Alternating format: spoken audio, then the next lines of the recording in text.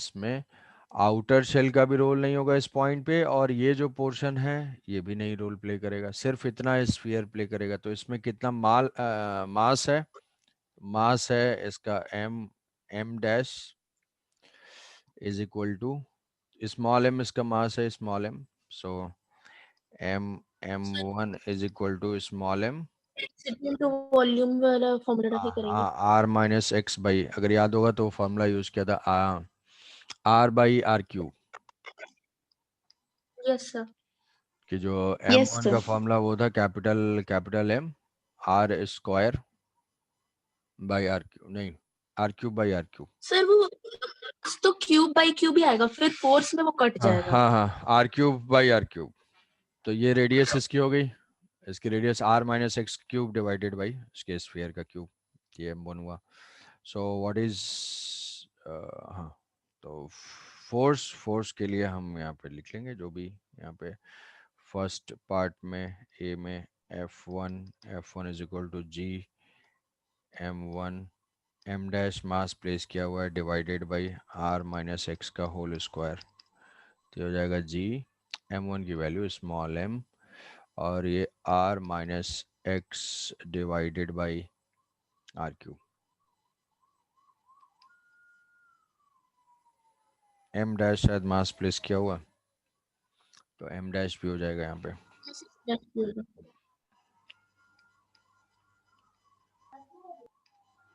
ठीक है, यही होगा फर्स्ट का answer. First x minus r दिया हुआ है, हम्म, एक्स माइनस आर दिया हुआ है। अच्छा एक्स, हाँ ठीक है, एक्स माइनस आर ही होगा एक्चुअली। ये आर, आर तो एक्स तो यहाँ से डिस्टेंस है ना, तो मुझे तो रेडियस चाहिए इसकी, कांटेक्ट पॉइंट से यहाँ पे इस स्फीयर के, तो वो एक्स एक्स माइनस आर ही होगा। ठीक है, एक्स माइनस आर होगा। एक्स कांटेक्ट पॉइंट से डिस्टेंस है, रेडियस ही स्मॉल है, तो एक्स माइनस आर करेंगे, एक्स माइनस आर करेंगे, ये एक्स माइनस आर क्यूब,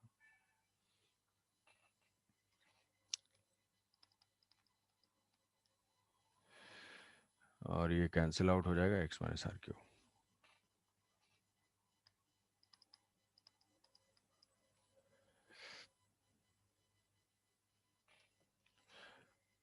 और नेक्स्ट पार्ट के लिए शेल से सॉलिड स्फीयर से बाहर चले गए, इस पॉइंट पे गई, 2r से greater and less than 2r, capital 2r से, तो इधर कहीं पे है, तो यहाँ कहीं पे x लोकेटेड है, कहीं पे भी हो सकता है, उसके अकॉर्डिंग वो एडजस्ट कर लेगा अपने आप वैल्यूज। तो ये पॉइंट अगर कंसिडर करते हैं तो ये अभी भी आउटर वाले शेल के इनसाइड है, और तो इसका कंट्रीब्यूशन जीरो होगा, इस सॉलिड वाले स्फीयर के आउटसाइड है। तो सॉलिड वाले स्फीयर को हम क्या कर लेंगे, पॉइंट मास मान लेंगे, कहाँ पे जूम करेंगे, इसके सेंटर पे, इसके सेंटर की हाइट कांटेक्ट पॉइंट से कितनी है, कांटेक्ट पॉइंट से जो है स्मॉल आर है। तो जो फोर्स होगा जी m1 m2 by r square का मतलब ये डिस्टेंस कितनी हो जाएगी, टोटल डिस्टेंस x है, तो ये हो जाएगा x माइनस आर। तो जो ये सेकंड बिट है, सेकंड बिट के लिए आंसर हो जाएगा f is equal to g small m into m dash divided by x minus are whole square. इसको इसके सेंटर पे जूम करेंगे, कांटेक्ट पॉइंट पे नहीं करना है कि पॉइंट मास कांटेक्ट पॉइंट पे नहीं, कांटेक्ट आउटसाइड पॉइंट के लिए कैसा बिहेव करेगा, point mass located at its centre, sphere के सेंटर पे। तो स्फीयर के सेंटर प्लेस किया, कांटेक्ट पॉइंट से स्फीयर के सेंटर स्मॉल आर पे है, और कांटेक्ट पॉइंट से जो पॉइंट है वो एक्स डिस्टेंस पे है।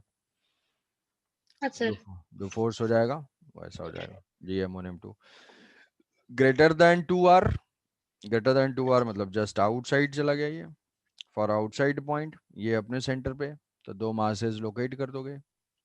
फॉर थर्ड पार्ट के लिए ये टोटल ये कांटेक्ट पॉइंट है, कांटेक्ट पॉइंट से ये मेरा पॉइंट पी है, पहला पॉइंट मास जो स्मॉल एम है वो कहाँ पे लोकेटेड है, स्मॉल एम लोकेटेड होगा यहाँ से आर डिस्टेंस पे।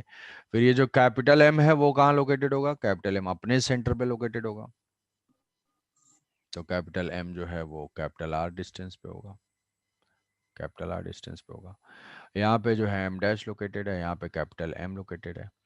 अब ये कैपिटल M फोर्स अप्लाई करेगा इस डायरेक्शन में F1, और ये जो है दूसरा अप्लाई करेगा F2, तो जो नेट फोर्स है दोनों का रिजल्टेंट हो जाएगा। दोनों सेम डायरेक्शन में है तो यस सर, कंपोनेंट वॉम्पोनेंट लेने की ऐड कोई हो जरूरत जाएगा। है। तो ये हो जाएगा G M dash, G M dash, और ये तो कॉमन ही रहेगा, capital M by X minus are whole square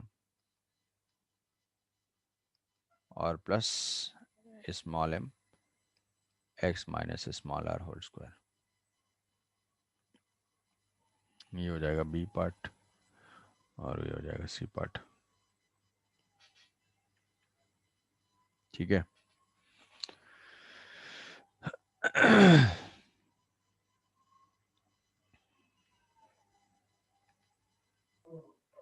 yes sir.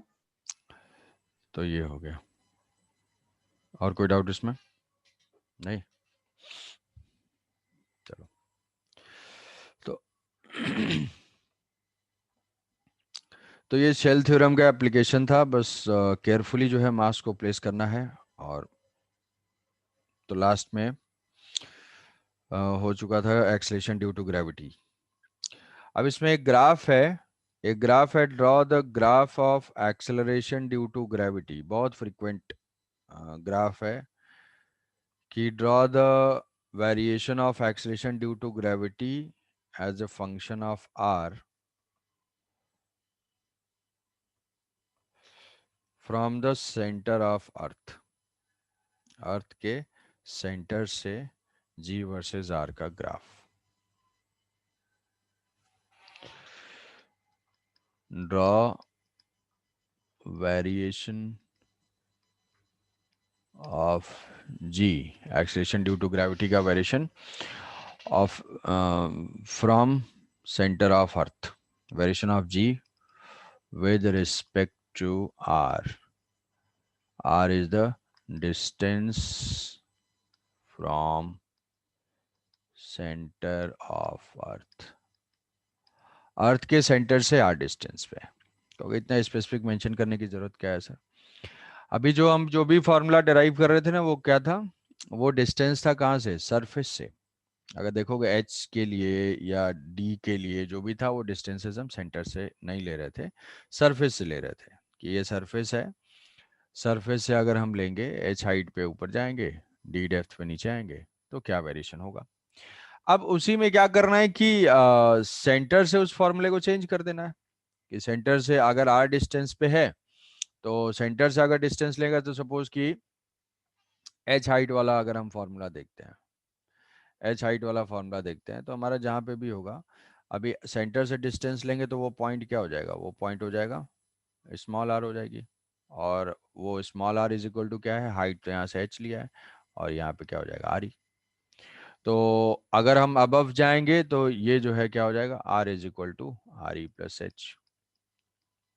तो फॉर्मूला अगर याद होगा तो वो फॉर्मूला ऐसे लिख सकते हो कि जी इज इक्वल टू, या फिर डायरेक्टली तुम डायरेक्टली वो वैल्यू लिख सकते हो शेल थ्योरम से, कि जो इस पॉइंट पे पी होगा, हाइट पे, हाइट पे जो जी की वैल्यू होगी वो G M by r square. G G M M by r square 1 by point by of r square. G M by, वहां पे एच प्लस आर ई का होल स्क्वायर था, और यहाँ पे क्या हो जाएगा? R yes distance, sir. तो ये हो जाएगा G M by r square. अब स्मॉल जब डेप्थ पे जाएंगे, तो डेप्थ वाला फॉर्मूला भी ऐसा ही कुछ था कि ये है डेप्थ, ये डी डेप्थ है। तो अभी मुझे चाहिए कि भाई इस पॉइंट पे क्या होगा।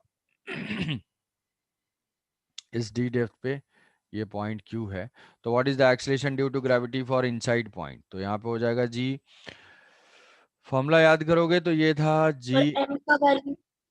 हाँ, एम की वैल्यू आई थी, ये ये M1 था, ये M1 की वैल्यू लिखा था capital total M, r r cube small r cube, ये आर ई माइनस डी लिखा था उस पॉइंट को। अभी क्या, ये डिस्टेंस ही आर है, तो ये हो जाएगा small r cube divided by are cube, capital r cube. Yes sir. तो जो इस पॉइंट पे ग्रेविटेशनल फील्ड होगा that is G M1 by small r square. जो डी डेप्थ वाला फॉर्मूला था, तो वहां पे आर ई माइनस डी ले रहे थे हम लोग, यहाँ पे डायरेक्टली स्मॉल आर ले लेंगे। तो ये हो जाएगा जी M1 ठीक है, तो पुट कर दोगे तो यहाँ से आ जाएगा G capital M R divided by R cube, divided by R cube. तो ये एक्सेलरेशन ड्यू टू ग्रेविटी का फॉर्मूला हो जाएगा for outside point R greater than R, और ये हो जाएगा for inside point R less than equal to greater than और equal to R is less than R। तो ये दोनों फार्मूले जो हैं, ये दोनों फार्मूले, ये जो फंक्शन है वो कंटिन्यूअस है। कंटिन्यूअस फंक्शन क्या होता है कि हम किसी भी साइड से वैल्यू कैलकुलेट करेंगे तो उसकी वैल्यू सेम आएगी। तो अगर तुम r is equal to r में कहीं पे इक्वलिटी यहाँ पे भी दिखा देते हो तो कोई गलत नहीं है, क्योंकि इस साइड से ये फार्मूला यूज करके हम फाइंड करें या ये फार्मूला यूज करके फाइंड करें, वैल्यू सेम आएगी दोनों की। अब यहाँ से जो जी है वो तो ग्रेविटेशनल फील्ड है, इस ग्रेविटेशनल फील्ड की डायरेक्शन भी है। डायरेक्शन किधर है? Directed towards the centre. तो जो टुवर्ड्स द सेंटर या रेडियली इनवर्ड डायरेक्शन है उसको हम क्या लेते हैं? नेगेटिव। नेगेटिव लेते हैं तो उसको जो है ग्राफ को हम डिनोट करेंगे कैसे कि डायरेक्टली प्रोपोर्शनल टू आर तो है, तो जी का जो आर का वेरिएशन है, ग्रेविटेशन के ऑलमोस्ट सारे ग्राफ नेगेटिव में होंगे। तो ये G versus R directly proportional to R, तो ये है डायरेक्टली प्रोपोर्शनल टू आर, ये इंक्रीज इंक्रीज करता जा रहा है। नेगेटिव क्या बता रहा है? Negative is for direction. कैसी डायरेक्शन? कि वो डायरेक्टेड टुवर्ड्स इनवर्ड है, रेडियली इनवर्ड। इसके बाद यहाँ पे मैक्सिमम वैल्यू है। कहाँ पे मैक्सिमम वैल्यू है? सरफेस पे मैक्सिमम वैल्यू है। उसके बाद फिर क्या होगा? जी की वैल्यू डिक्रीज करती जाएगी, तो ये जो है ये वेरिएशन ये ऐसे ऐसे टाइप का होगा।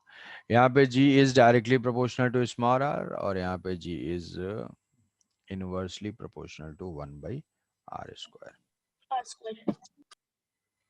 ठीक है, ये सरफेस की वैल्यू हो गई। सरफेस की वैल्यू GM/r², GM/r²।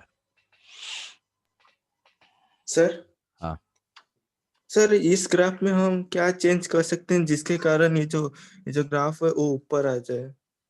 ग्राफ मतलब ऊपर आ ये जाए, जो नीचे बना हुआ है उसको ऊपर बना सके हम, मतलब इसमें ऊपर क्या बना चेंज कर सके। चेंज इसमें क्या करेंगे? इसमें अगर मान लो ऐसा पूछा जाए कि draw the variation of magnitude of acceleration due to gravity, कि सिर्फ मैग्नीट्यूड अगर हमें ड्रॉ करना है, तो मैग्नीट्यूड वाली चीज तो पॉजिटिव होगी नहीं, नेगेटिव होगा नहीं, मैग्नीट्यूड तो पॉजिटिव रहेगा।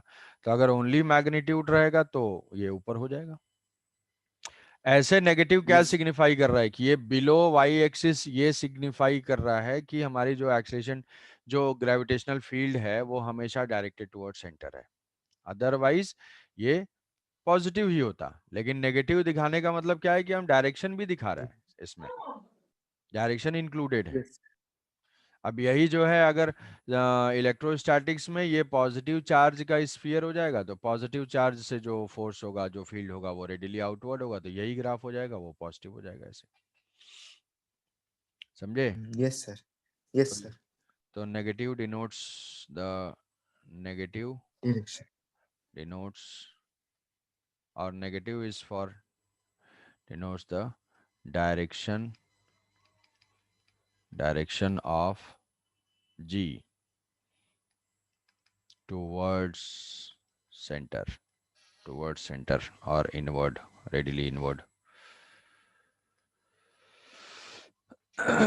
नेगेटिव पॉइंट का, नेगेटिव ग्राफ का ये मतलब है। तो ये हो जाएगा जी का वेरिएशन। तो हालांकि कैलकुलेशन हमारा सब डी और एच के टर्म्स में है, बट ग्राफ मोस्टली पूछा जाता है कि सेंटर से आर डिस्टेंस पे बताओ, थोड़ा ड्रॉ कर दो, तो ऐसे रिप्रेजेंट कर लेंगे। कि करते करते हमारा जो कंक्लूजन था कि सबसे maximum acceleration due to gravity कहाँ पे है? पोल पे है। तो इसके हिसाब से भी पोल पे ही है मैक्सिमम, सरफेस पे है, और वो सरफेस में शेप वाला इफेक्ट अगर देखेंगे तो पोल पे आ जाएगा। तो ये सारा हो गया जी का वेरिएशन। अब नेक्स्ट है हमारा ग्रेविटेशनल पोटेंशियल एनर्जी।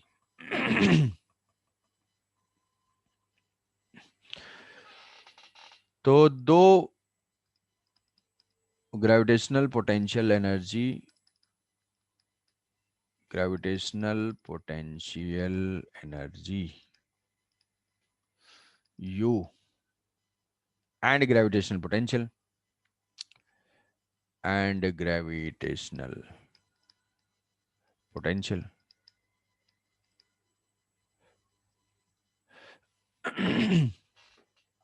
अब पोटेंशियल क्या है? पोटेंशियल बताता है ना, जैसे इसके अंदर पोटेंशियल है। पोटेंशियल मतलब क्या है? एबिलिटी और कैपेबिलिटी ऑफ डूइंग वर्क। जिसके अंदर जितना ज्यादा पोटेंशियल उतनी कैपेबिलिटी है। वर्क होगा या नहीं होगा ये श्योर नहीं है, पोटेंशियल सिर्फ इतना ही बताता है कि कैपेबिलिटी है, किसी के अंदर कैपेबिलिटी है। उसी टाइप का है कि ग्रेविटेशनल फील्ड से एसोसिएटेड एक वेक्टर क्वांटिटी है। वेक्टर क्वांटिटी जो कि ग्रेविटेशनल फील्ड था और ग्रेविटेशनल फोर्स था। ठीक है, ये जो है हम अभी तक दो क्वांटिटीज डिस्कस कर रहे थे, कौन सा? फील्ड और फोर्स, ये दो था। ये दोनों वेक्टर थे। ये जो दोनों है इसी फील्ड की प्रॉपर्टीज हैं, ग्रेविटेशनल फील्ड की प्रॉपर्टीज हैं। और ये क्या है? ये दोनों स्केलर क्वांटिटीज हैं। ग्रेविटेशनल पोटेंशियल एनर्जी और ग्रेविटेशनल पोटेंशियल, ये जो है स्केलर क्वांटिटीज हैं, ये वेक्टर क्वांटिटीज नहीं है। एनर्जी जैसे जानते हो, पोटेंशियल एनर्जी, काइनेटिक एनर्जी, ये सारे क्या है? स्केलर क्वांटिटीज हैं। तो हम इनको स्केलर की तरह से ऐड सब्ट्रैक्ट करेंगे। दूसरी चीज है कि ग्रेविटेशनल पोटेंशियल यहाँ पे ये सब नहीं यूज करना है, mgh ये सब नहीं रहना चाहिए दिमाग में, कंफ्यूजन ऐसा नहीं होना चाहिए।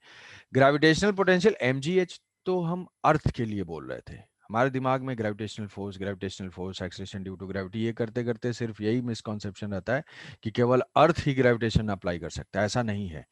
ये जो है बेसिक मास की प्रॉपर्टी है। कोई भी एक मास दूसरे मास को अट्रैक्ट कर सकता है। कोई भी मास है जिसके पास, तुम्हारे पास मास है, तो जितना मास है उसके रेस्पेक्ट में आसपास ग्रेविटेशनल फील्ड होगा। अब वो ग्रेविटेशनल फोर्स इतना वीक होता है, ये मत सोचो कि मास है तो मैं कुछ भी कर लूंगा, उससे कुछ नहीं है। ये फोर्सेस बहुत ही वीक इन नेचर है। सबसे वीकेस्ट फोर्स है अगर कंपेयर करेंगे तो इलेक्ट्रिकल फोर्स, न्यूक्लियर फोर्स, ये सबसे।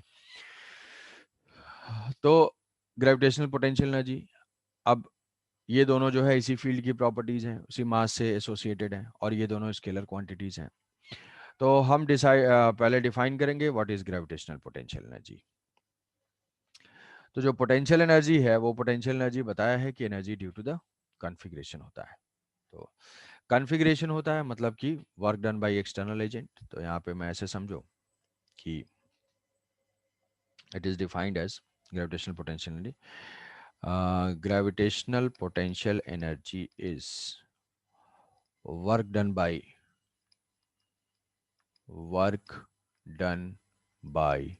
external agent in bringing the masses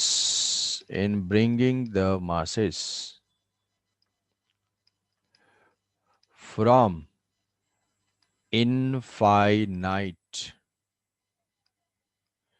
separation to a given separation without any acceleration. Gravitational potential energy is the work done by external agent in bringing the masses from infinite separation to a given separation without any acceleration. मतलब क्या है कि simple meaning है potential energy की।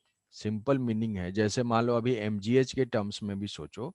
mgh क्या होता था भाई? कि एनर्जी होती थी। ब्लॉक वही है, ब्लॉक ग्राउंड पे है तो हम बोलेंगे पोटेंशियल एनर्जी 0। ब्लॉक को जो है फर्स्ट फ्लोर पे लेके चले गए बालकनी में, तो mgh हुआ। मान लो सेकंड फ्लोर पे लेके चले गए तो वहां पे हो जाएगा 2 mgh हो जाएगा। ब्लॉक वही है बट उसकी पोटेंशियल एनर्जी चेंज हो गई। मान लो वो फर्स्ट फ्लोर से किसी के सिर पे गिरा हो या सेकंड फ्लोर से किसी के सिर पे गिरा हो, दोनों केस में इफेक्ट डिफरेंट डिफरेंट होंगे। फर्स्ट फ्लोर पे शायद बच जाए, सेकंड फ्लोर पे शायद वो ऊपर ही चला जाए। तो ऑब्जेक्ट वही है बट उसकी पोटेंशियल एनर्जी कैसे हम डिफाइन कर रहे हैं कि work done by external agent, जो पर्सन उस मास को किसी एक पॉइंट से दूसरे पॉइंट तक लेके जा रहा है, कि जो एक्सटर्नल का वर्क डन है, जो भी वर्क डन होता है वही सिस्टम में सेव होता है। ये हमने वर्क एनर्जी पावर में तुम्हें बताया था कि ये कॉन्फ़िगरेशन की एनर्जी होती है, रिलेटिव कॉन्फ़िगरेशन, रिलेटिव पोजीशन, उसी को बोलते हैं पोटेंशियल एनर्जी। काइनेटिक एनर्जी तो मोशन की वजह से आती है, पोटेंशियल एनर्जी जो है कॉन्फ़िगरेशन की वजह से आती है। वो कॉन्फ़िगरेशन बनाने वाला कौन है? कोई भी एक्सटर्नल एजेंट। तो एक्सटर्नल एजेंट जो मेहनत करेगा, जो वर्क डन करेगा, वो जो हो जाएगा। सिंपल डेफिनेशन है कि work done by external agent कहीं पे भी, electrical potential energy, gravitational potential energy, elastic potential energy जो स्प्रिंग वाला था, सब में सेम है, work done by external agent in bringing the masses from infinite separation to a given separation without any acceleration. तो यहाँ पे हम मासेस का मतलब है सिर्फ 2 पॉइंट मासेस को देखते हैं, 2 पॉइंट मासेस, एक यहाँ से। विदाउट एनी एक्सेलरेशन का क्या इंपॉर्टेंस है? विदाउट एनी एक्सेलेरेशन का मतलब ये डेफिनेशन में इनहेरेंट है कि ऑब्जेक्ट्स जो है वो काइनेटिक एनर्जी गेन ना करें। मतलब अगर एक्सटर्नल वर्क करेगा तो वो काइनेटिक एनर्जी में भी चेंज हो जाएगा। एक्सेलेरेशन अगर होता है तो वेलोसिटी चेंज होगी, वेलोसिटी चेंज होगी तो काइनेटिक एनर्जी चेंज होगी। तो काइनेटिक एनर्जी में चेंज नहीं होना है, तभी उसका वर्क जो है वो पोटेंशियल एनर्जी के बराबर होगा।